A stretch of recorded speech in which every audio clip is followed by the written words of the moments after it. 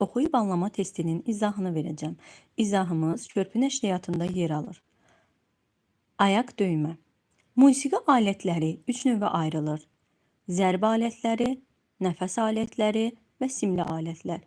Qədimdən bəri Azərbaycanda hər üç növdə musiqi alətləri geniş yayılmışdır. Zərb alətlərinin kökü hətta ibtidai insanların yaşadığı dövrə gedib çıxır. Bu dövrdə insanlar müəyyən vasitələrlə ritmlər yaradırdılar. Belə vasitələrdən biri də ayaq döymə idi. Ayaq döymə ritmlərini yaratmaq üçün əcdadlarımız qazılmış quyunun üzərinə quru ağac döşəyirlərmiş. Ağacın üstünə isə tarım çəkilmiş heyvan dəriləri ilə örtülmüşlər. Sonra onun üzərinə çıxıb ayaqları ilə döyəcləyirlərmiş. Bu zaman çeşidli səslər çıxırmış. Həmin səslər ilk musiqi ritmləri idi. Alimlər güman edirlər ki, ilk zərb alətləri belə yaranmışdır.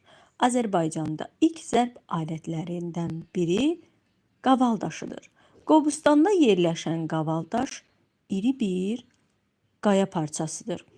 Onu əl, ayaq yaxud hər hansı əşya ilə döyəclədikdə ətrafa musiqi səsləri yayılır. Qədim zərb alətlərimiz arasında böyük nağaranın, qoşa nağaranın, dəfin adlarını çəkmək olar. Onların hər biri fərqli səslərə malikdir. Baxaq, birinci sual. Ayaq döymə sözü mətndə hansı mənada işlənmişdir? Ritm yaratmağın bir vasitəsi, ayaqqabının sürtərək ayaqda açdığı yara, dəfələrlə eyni yerə getmək, ayaqla döyüş növü. Təbii ki, mətndən aydın olur ki, burada ayaq döymə ritm yaratmağın bir vasitəsi kimi işlənib. Əcdadlarımız qazılmış quyun üzərinə nə döşəyirdilər? Saman, saralmış yarpaq, quru ağac, heyvan dərisi. Baxın, burada harda idi? Baxın, qazılmış quyunun üzərinə quru ağac döşəyirlərmiş. Cavab olur C bəndi.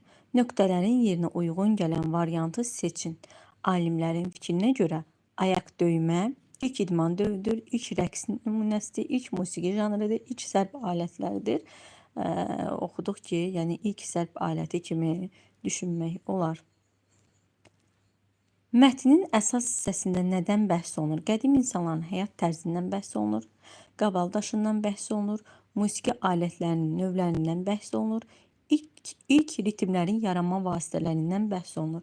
Bəli, biz mətnimizi oxuyanda əsas hissədə görürdük ki, ilk ritmlərin necə yaranmasından danışır. Doğru cavab olur D variantı. Biri ən qədim zərb alətlərindəndir. Cəhargah, nağara, qavaldaş, dəf. Burada da oxuduq ki, mətnimizdə ən qədimi qavaldaşıdır. Baxın, Qobustanda yerləşən qavaldaşı iri bir qaya parçasıdır. O da qədim alətlərdən biri hesab olunur.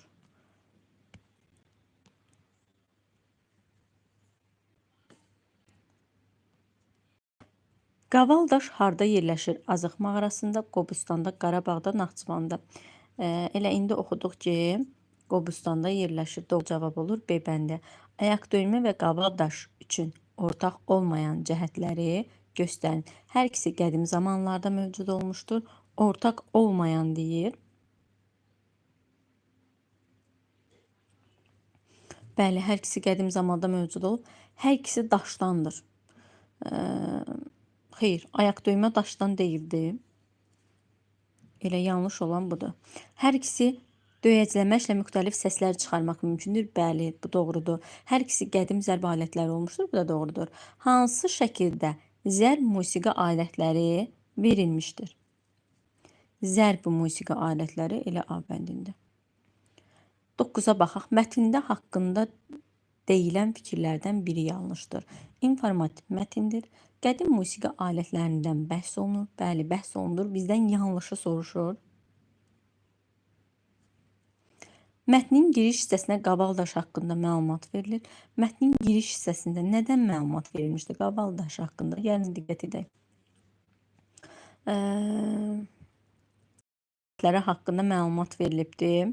Musiqi alətləri 3 növə ayrılır. Zərb alətləri, nəfəs alətləri, simli alətlər. Burada Qavaldaş haqqında biz hər hansı bir məlumatı oxumadıq. Mətnin giriş hissəsinə Qavaldaş haqqında məlumat verilir, elə yanlış olan olur. C variantı. Baxaq 10-cu, sonuncu sualımıza. İlk musiqi ritmlərinin yaranma ardıcıllığını müəyyən edin. Quyunun üzərində quru ağac döşənir. Ayaqla döyəclənir. Ağacın üzərinə tarım çəkilmiş heyvan dərisi örtülür. Ardıcıllığı deyir. Quyunun üzərinə quru ağac döşənir. Bu birincidir. Sonra nə olurdu? Ağacın üzərinə də tarım çəkilmiş heyvan dərisi döşənirdi. 2. Daha doğrusu bu olacaq. Yəni ikinci bu gələcək. İkinci 3 gəlir. Sonda da bu gəlir. Yəni birinci 1 gəlir. İkinci 3 gəlir. Sonuncu da 2 gəlir. Doğru cavab olur A variantı. İzahlarımız bu qədər əziz şagirdlər.